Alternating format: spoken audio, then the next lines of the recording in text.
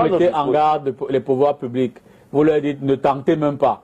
Alors je dis, s'ils tentent, que ferez-vous? S'ils volent donc les voix des Camerounais, les élections, le vote des Camerounais. Bonjour. Dans l'extrait qui va suivre, on va donner la parole au secrétaire général adjoint du MSC chargé des questions de communication.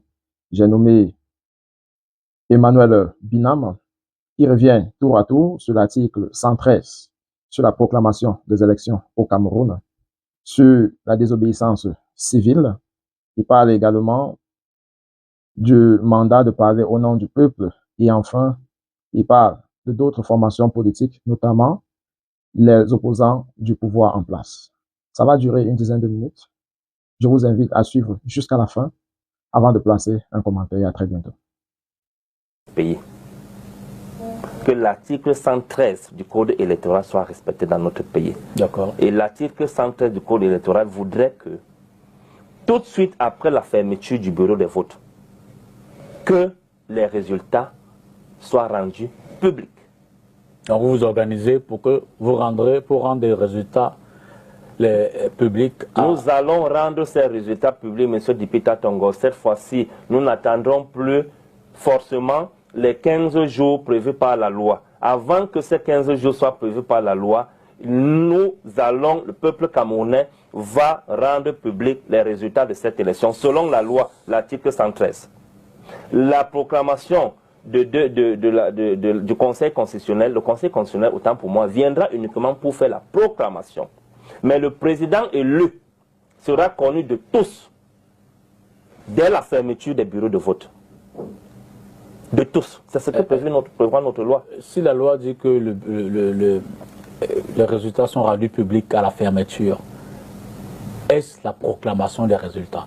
Est-ce qu'il n'y a pas des étapes entre, éventuellement il peut y avoir des contestations, vous le savez, entre la fermeture des bureaux de vote, le compte rendu public qui est fait au sein des bureaux de vote et tout le processus qui s'ensuit? Est-ce qu'on ne prenait pas le risque justement de biaiser ce processus, sachant, je l'ai dit plus haut, qu'il peut y avoir des partis politiques qui portent des réserves, qui font des revendications pour permettre aux instances d'après de s'exprimer là-dessus?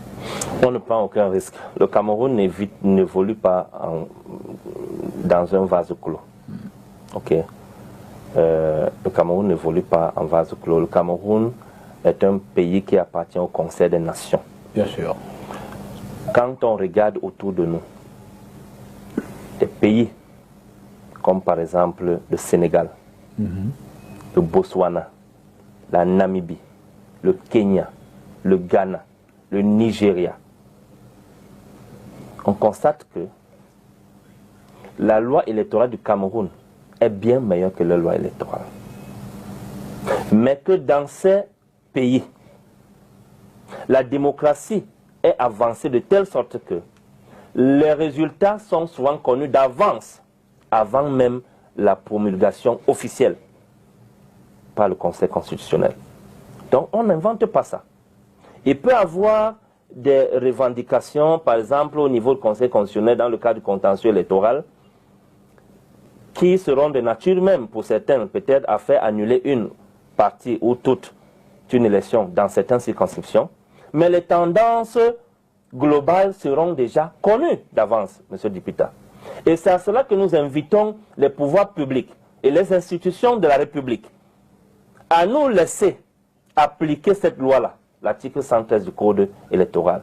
Que tous les résultats soient connus le même soir que les bureaux de vote vont être fermés dans notre pays. Et que les médias, qu'on vous laisse, vous les médias, de relayer ces informations, comme sous d'autres cieux, pas seulement en Occident, mais en Afrique. Au Sénégal, les médias ont relayé cela. En Côte d'Ivoire, les médias ont relayé cela. Au Nigeria, ici à côté, ils l'ont fait. Au Ghana, tout récemment, ils l'ont fait. La même loi détermine l'instance qui proclame les résultats. Mais cette instance, on sait que c'est le Conseil constitutionnel. C'est pour ça que j'ai parlé de 15 jours après. Mais je dis que le Conseil constitutionnel, cette fois-ci, pour 2025, je vous rassure, M. Dipita Tongo, ne va lire que ce que le peuple camerounais va proclamer comme président élu. Le Conseil constitutionnel, cette fois-ci, va le proclamer, va confirmer par la proclamation du président élu par le peuple camerounais, qui sera déjà connu d'avance dès la fermeture des bureaux de vote. Nous allons y veiller. Et c'est pour cela que nous sommes en train de mobiliser les Camerounais.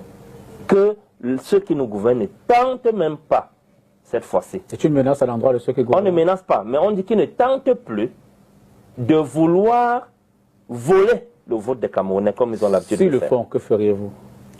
Ah, donc vous admettez qu'ils peuvent voler. Je suis dans les questions. Mais à partir de ce moment, monsieur... À partir du moment où vous leur dites ne le faites pas, c'est que vous entrevoyez que, vous entrevoyez que ça peut se faire. Monsieur Dipita, j'aime beaucoup cet échange. Ça me réjouit parce que si vous concédez déjà qu'ils peuvent voler, que ceux qui nous gouvernent peuvent voler les voix, ça veut dire qu'ils sont dans l'illégalité. Je m'inspire de votre dispositif préventif. Non, vous mettez en garde les pouvoirs publics. Vous leur dites ne tentez même pas. Alors je dis, s'ils tentent, que ferez-vous? S'ils volent donc les voix des Camerounais, les élections, le vote des Camerounais, ils seront dans l'illégalité. Et quand vous êtes dans l'illégalité, vous n'êtes plus protégé par la loi. Et nous avons dit que nous allons danser leur danse. S'ils entrent dans l'illégalité, nous entrerons aussi dans l'illégalité. Et donc dans la désobéissance civile pour défendre notre vote. Vous allez passer la désobéissance civile? La désobéissance civile est essentielle à un moment donné de l'évolution de chaque société dans le monde entier. N'oubliez pas que c'est à la suite de la désobéissance civile que le Cameroun a adopté la Constitution de 1996. Après le refus de la conférence nationale souveraine, la tripartite a été tenue. Et ce sont les résolutions de la tripartite qui ont abouti à l'adoption de la Constitution de 1996. Donc, elle est légale. En d'autres termes, elle est légale. Parce que le peuple est souverain. Si vous admettez qu'il peut voler, si vous volez ma chose, ce qui me revient de droit, je suis aussi en droit de vous poursuivre, de me défendre pour arracher ça.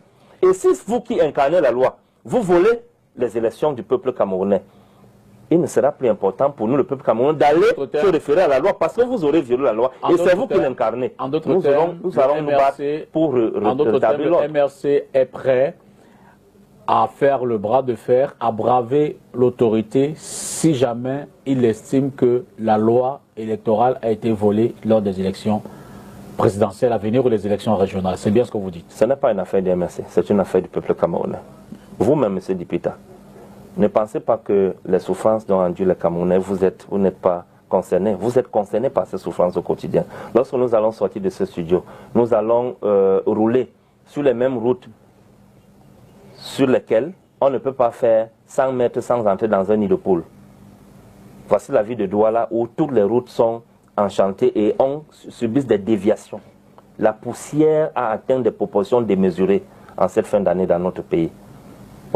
Donc nous vivons les mêmes réalités au quotidien. Il ne s'agit pas du MRC, mais il s'agit du peuple camerounais. On ne peut plus être entubé cette fois-ci. Vous avez un mandat pour parler au nom du peuple camerounais? On n'a pas besoin d'avoir un mandat pour parler au nom du peuple camerounais. Mais là, vous engagez le peuple. En tant que citoyen camerounais, on peut parler au nom du peuple camerounais. Quel est le Camerounais qui ne souffre pas? Quel est le Camerounais qui ne souffre pas du chômage, des coupures intempestives d'électricité, de la faim? 10% de notre population est menacée par une faim aiguë, selon le rapport de la Banque mondiale. Vous comprenez? Donc ce sont des réalités. D'après les études, une étude menée par l'Institut national des statistiques sur l'emploi au Cameroun, il ressort que 74% de la population active est au chômage. Et vous croyez que c'est seulement les militants du MRC qui chôment? Non.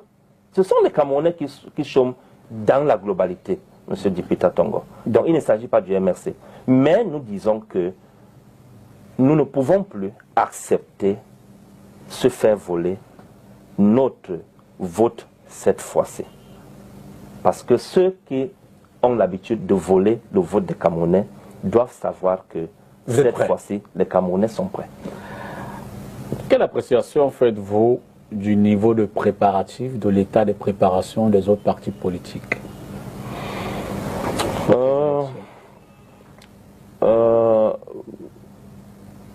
Je reviens d'abord sur les travaux qui sont effectués avant qu'on arrive à cette année électorale. Il faut le relever et le rappeler que depuis pratiquement 2019-2020, le MRC est associé à plusieurs partis politiques de l'opposition, en l'occurrence l'UDC, le PCRN, le SDF, l'UMS, le MP et d'autres partis, pour la révision, un projet de révision du code électoral.